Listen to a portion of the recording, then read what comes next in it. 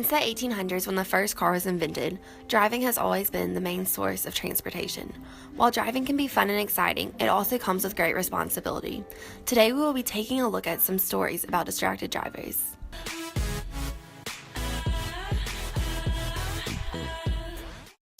Okay, so one day me and my friend were driving and she wasn't feeling well, so she let our guy friend, drive her car. And he drove it, and then he tried to drift and he went crazy and we ran into a pole, and that was really bad. The car got totaled. And then after that, on the way home, my friend came to see me and we were driving, and then a lady hit us in the back.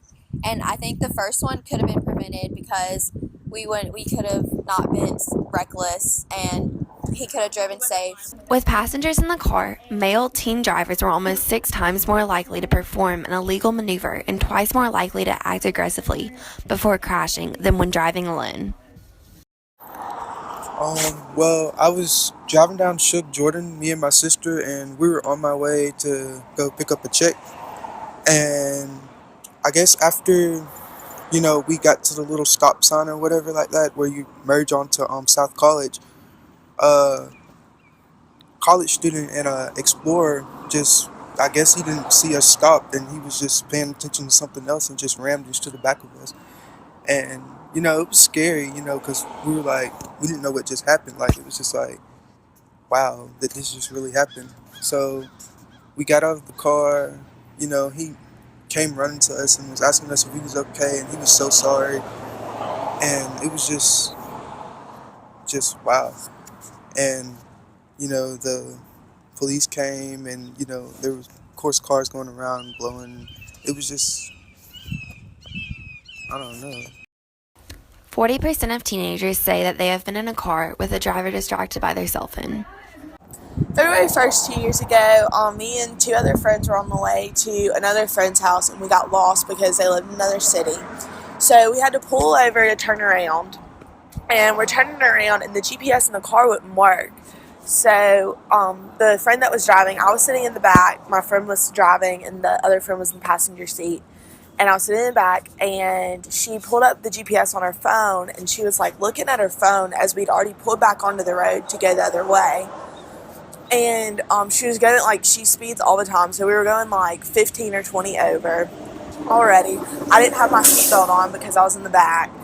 And I was like texting, looking down at my phone, and when I look up, my friend is looking over at her phone on her GPS, and we're like starting to veer off into the other lane of traffic. So my other friend like noticed it at the same time. She screams and she grabs the wheel, and when she grabs the wheel, she like flicked it so hard that we started like spinning in circles, and it was all in like slow motion. Like, it took me a good probably like 5 seconds to realize what was happening. And the next thing I know, we spun like twice, and then we were sliding backwards. And I heard something hit, and then I looked up, and we had stopped, and the car was like teetering on uneven ground. That would have ripped my friend that was in the passenger seat out of the car, and would have caused me to I would have like flung forward, been ejected somehow. So basically, if everything hadn't happened in the exact way that it happened, I would have been severely injured. My friend that was in the passenger seat could have been dead or severely injured as well. The only person that would have been okay was my friend that was in the front seat driving, who was the distracted driver. 9 people are killed every day in car accidents because of distracted drivers. So I was in 11 accidents before the age of 18. All of them but one was my fault. Many of them were with inanimate objects such as Goo Car Wash or lakes or my garage door or, well, I guess other cars are inanimate objects as well. I got into a wreck in my school parking lot one time because I was looking down for my sunglasses that had dropped on the ground. By the time that I was nearing the end of high school, I had totaled my car pretty badly. It's a car that I saved up for since I was 13 years old. And it was not really roadworthy, yet I had a job, so I still had to drive it to get to work. The most powerful of all of the wrecks that I ever had happened to be the one that was not my fault. I was on my way to Camp War Eagle, and my best friend was in the passenger seat, and a woman pulled out in front of me, and my car T-boned her car, and it was pretty powerful as wrecks go. All 11 wrecks I had were before I was 18.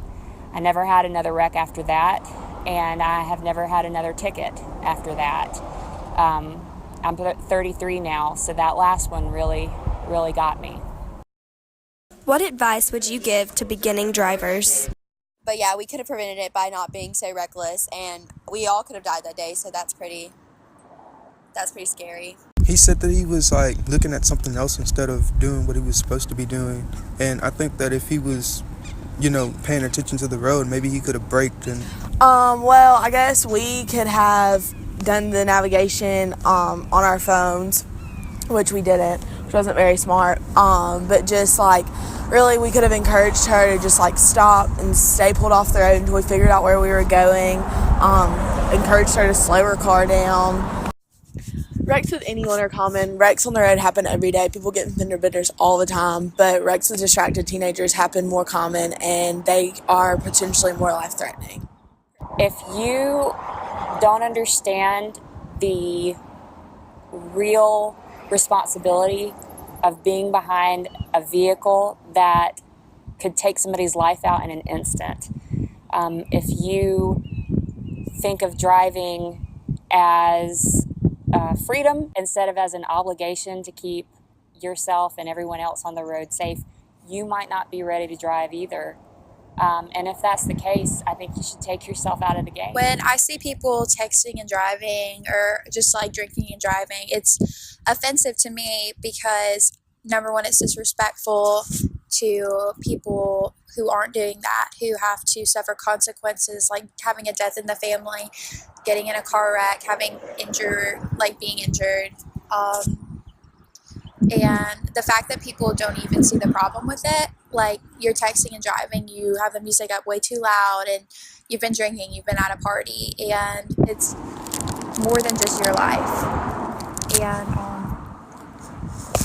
we have to respect the world that we live in, the city that we live in. Knowing these things, it's time to take action. Your attentiveness while driving not only affects you, but also the people in your car and the cars around you. Put up your phones and pay attention on the road. It matters.